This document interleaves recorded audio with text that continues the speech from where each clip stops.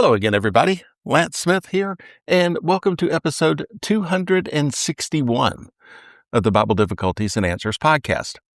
We're now in week 5 of our 33-week journey through Mere Christianity, a conversation for the common hall. Last week, in chapter 3, C.S. Lewis showed us that the moral law is a real thing, something above and beyond ordinary facts, pressing us on whether we like it or not. This week in chapter 4, he takes the next big step and asks, what lies behind this law? What or who put it there? Lewis says that ever since people have been able to think, they've basically held two views about the universe. The first view is the materialist view. Matter and space just happen to exist. By a long series of lucky chances, dead matter somehow produced creatures like us who can think and ask questions. No purpose, no mind behind it, just a giant mechanical dance of atoms. The second view, the religious view, what is behind the universe is more like a mind than anything else we know. It is conscious, it has purposes, and it made the universe partly to produce creatures like itself, creatures with minds. Lewis is quick to point out that science can't settle this question.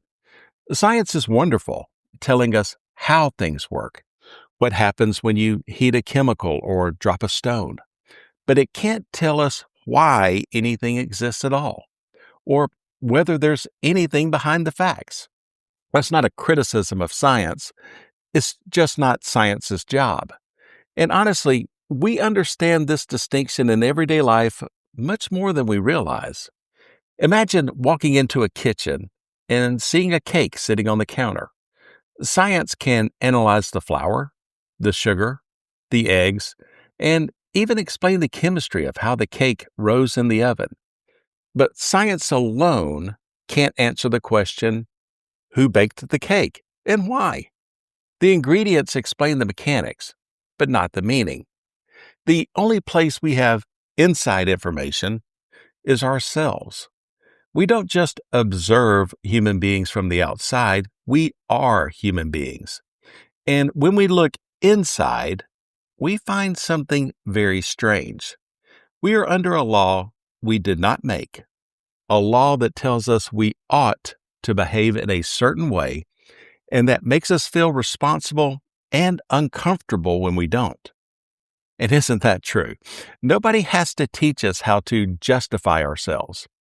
We do it naturally. If we cut somebody off in traffic, we instantly have a reason ready. Human beings can turn into defense attorneys for themselves at Olympic levels.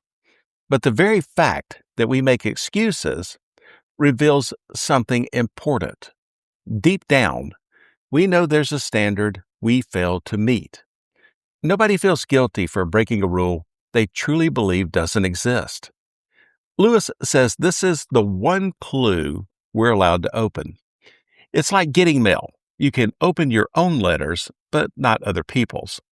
When he opens the letter called man, he finds clear evidence of a power, a director, a guide behind the universe. Lewis is really brilliant here because he avoids two extremes. He doesn't ask us to shut off our brains and blindly leap into faith, but he also refuses to pretend human beings are just machines made of chemicals and impulses. And the moral law is often inconvenient in the most annoying ways possible. It tells us to apologize when we'd rather defend ourselves, to be honest when dishonesty would be easier, and to forgive when we'd much rather rehearse imaginary arguments in the shower. He also addresses a popular middle view called the life force philosophy, or creative evolution. Some people like this idea because it gives them the emotional comfort of believing in God without any of the uncomfortable moral demands. Lewis is pretty blunt about it. He calls it, and I quote, the greatest achievement of wishful thinking the world has ever seen, unquote. It is a tame God you can switch on when you want a thrill, but that never interferes when you want to do something shabby. So, where does all this leave us? Lewis says we're not yet at the full picture of Christian theology. So far, all we've reached is a something behind the universe directing it, something that appears inside us as this moral law urging us to do right. But that's already a very important step. Here's what I want you to carry with you this week from chapter 4. First, when you feel that inner tug of, I ought to, this week, remember, you're not just hearing your own thoughts or society's rules. You may be sensing the voice of something behind the universe. Second, ask yourself, am I treating the moral law as a real thing that comes from outside me, or am I still trying to explain it away? And last, stay honest with yourself. Lewis is inviting us to follow the evidence wherever it leads, even if it makes us uncomfortable.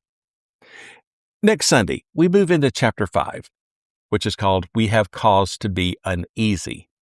Lewis is going to bring everything together and show why this law and this, quote, something behind, unquote, should actually make us a little uneasy, and why that unease is actually good news.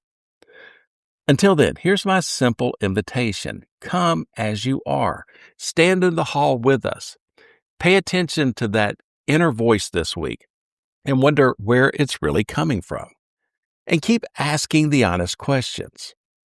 Thank you for being here on this 5th Sunday of the series. I'm, again, really enjoying walking through this book with you week by week.